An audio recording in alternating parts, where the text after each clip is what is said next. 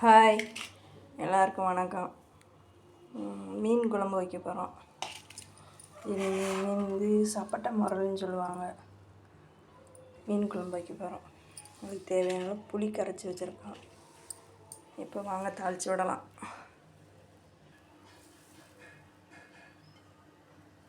தேவையான அளவு எண்ணெய் ஊற்றிக்கிடுவோம்.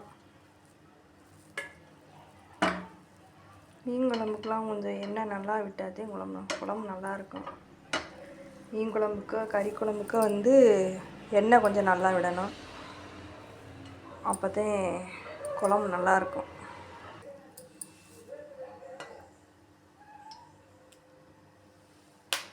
எண்ணெய் சூடாயிருச்சு, வெந்தயத்தை போட்டுக்கிறோம்.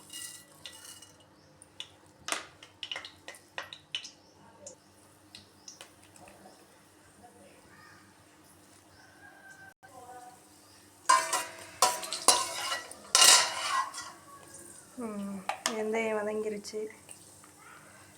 நல்லா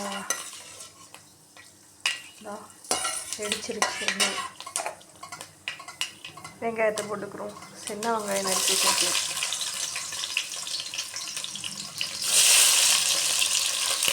ஒரு கிலோ மீன் வெங்காயம் ஒரு 100 வெங்காயத்துக்கு 150 வெங்காயம் இருக்கும்.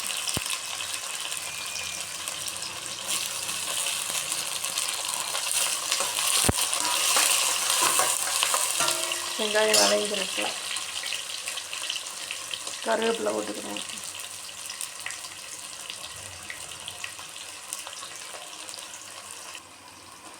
பச்சை மிளகா போட்டுக்கிறோம். பச்சை மிளகா கீரி எடுத்து வச்சுருக்கேன்.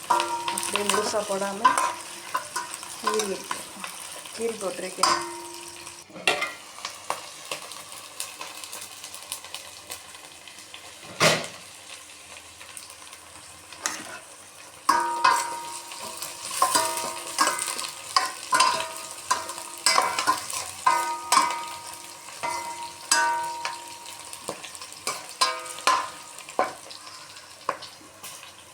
வெங்காயம் வதங்கிருச்சு. தக்காளி போட்டுக்கிடுவோம்.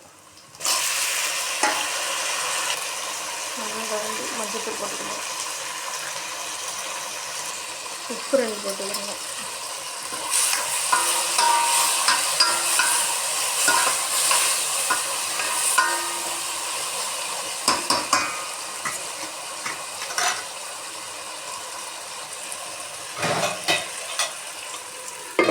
ரெண்டு நிமிஷம் வதங்கட்டும்.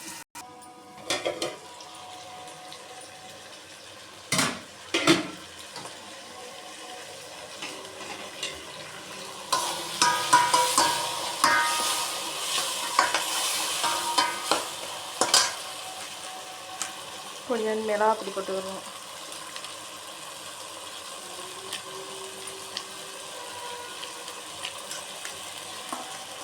கொஞ்சோன்னு வீட்டில் அரைச்ச குழம்பு பொடி.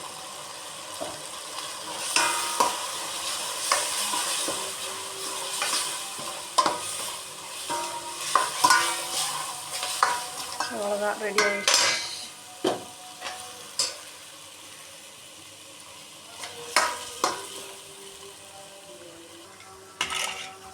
புளி கரைச்சி வச்சா தண்ணி, மசாலா இதெல்லாம் போட்டு கலந்து வச்சாச்சு.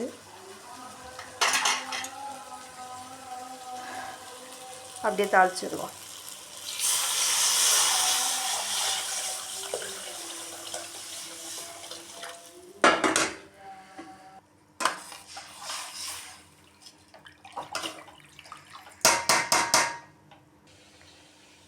தேவையான அளவு உப்பு போட்டுக்கிடுவோம்.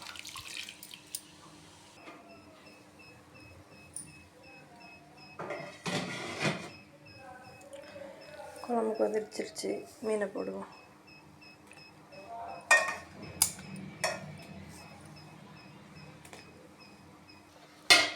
மீனை போட்டாச்சு. ஒரு 5 நிமிஷம் கொதிக்கட்டும். மீன் பொரிக்கிறதுக்கு மஞ்சப்பொடி போட்டிருக்கேன், மிளகாத்தூள் போட்டிருக்கேன், உப்பு போட்டிருக்கேன். கொஞ்சோண்டு வீட்டு மசாலா கொஞ்சோண்டு போட்டுக்கிடுவோம். நான் மீன் பொரிக்கிற பொடியெலாம் போட மாட்டேன், இவ்வளோதான் போடுவேன்.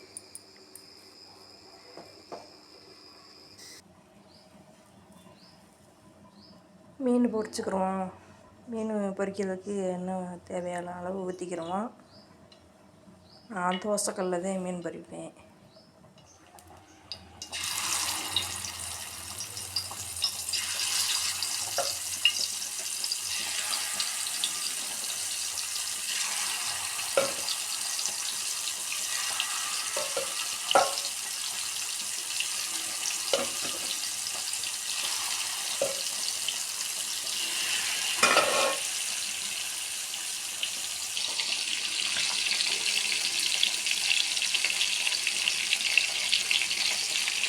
மீனை திறக்கி விட்டுக்கிறேன்.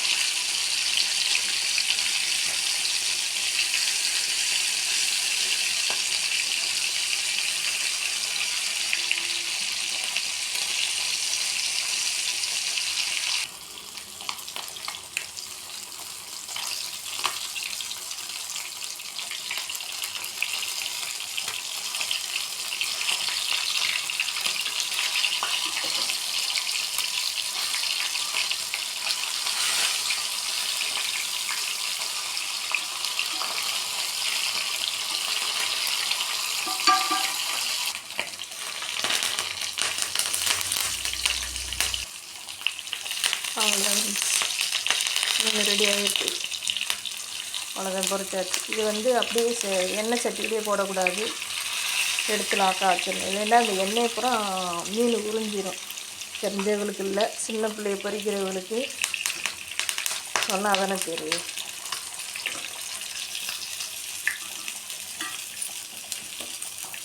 ரெடி ஆகிடுச்சு. குழம்பு ரெடி ஆகிடுச்சு. எப்போவுமே குழம்பு வச்சுட்டு கொஞ்சம் நேரம் சிம்முலேயே போட்டாத்தேன் அது எண்ணெய் பிரிஞ்சு நல்லா வரும். குழம்பு நல்லா டேஸ்ட்டாகவும் இருக்கும். அப்போலாம் கிராமத்தில் வச்சு அந்த அடுப்புலேயே எண்ணெயோடு போட்டுருவோம். அது குழம்பு அந்த உப்பு இதெல்லாம் நல்லா அந்த மீனில் எடுத்து நல்லா ருசியாக இருக்கும். இப்போ நான் அப்படியே தம்மு கட்டிதான் அடுப்புலேயே போட்டிருக்கேன். குழம்பு ரெடி ஆகிடுச்சு. போதும், அமர்த்திடுவோம். ஓகே, முடிஞ்சிச்சு.